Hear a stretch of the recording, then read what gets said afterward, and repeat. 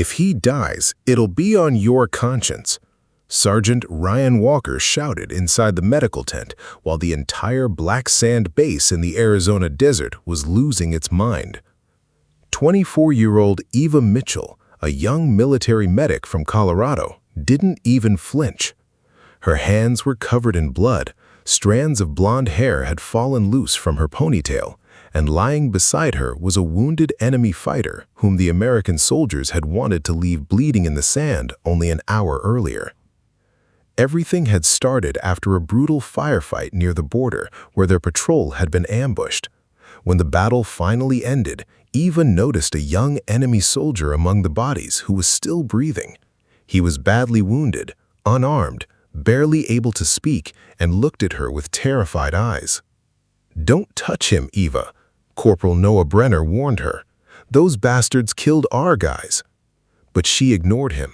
While soldiers shouted around her, Eva dropped to her knees in the dirt and started saving the life of a man everyone there hated. She pressed her hands against his wounds, applied tourniquets, and even gave her part of her own plasma supply on the way back to base. When they returned, the entire camp exploded with anger. Marines stared at her like she was a traitor, and someone shouted after her, "You picked the wrong side." Command demanded answers, while Sergeant Ryan Walker openly claimed her actions would get more Americans killed. But Eva kept answering with the same calm words, "I'm a medic. My job is to save lives." That night, almost nobody on the base spoke to her. She sat alone outside the medical unit while a sandstorm slowly rose beyond the perimeter fences. But around 2 in the morning, the wounded enemy fighter suddenly started screaming in Arabic and tried to climb out of bed. Eva rushed to him first.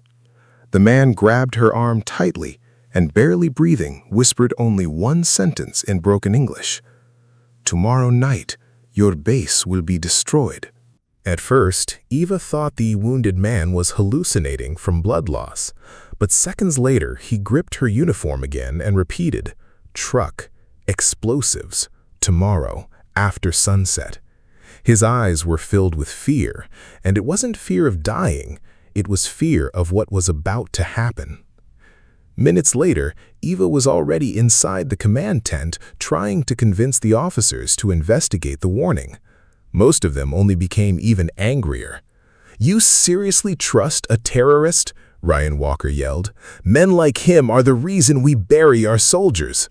But Major Alex Garrett finally ordered the base security to be reinforced just in case. The next day dragged on forever. Soldiers were tense, the sandstorm kept growing stronger, and Eva could feel hateful stares following her everywhere she went. Then, just as the sun disappeared behind the desert mountains, one of the guards spotted an old truck emerging through the storm, speeding directly toward the main gate. The driver ignored every warning and kept accelerating. In that instant, Eva realized the prisoner had been telling the truth. "Everyone, get to cover!" She screamed so loudly the entire base heard her. Panic erupted instantly. Marines opened fire on the truck, but it kept racing toward the center of the camp.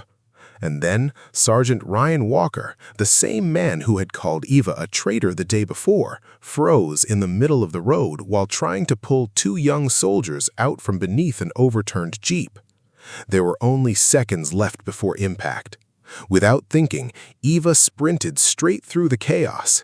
She helped Ryan drag the soldiers free and shoved all 3 of them into a concrete shelter just a split second before the explosion expired. The blast wave tore across the base, flames shot into the sky, and the explosion was so powerful, windows shattered even in the distant barracks. When the smoke finally cleared, the soldiers realized the horrifying truth. If Eva hadn't saved that enemy fighter, half the base would be dead. Later that night, Ryan Walker silently approached her outside the medical tent. His face was covered in dust and blood, and his voice sounded broken. "I was wrong about you, and maybe about him too." Eva quietly looked up at the dark desert sky, realizing that sometimes even an enemy can save more lives than the people who call themselves heroes.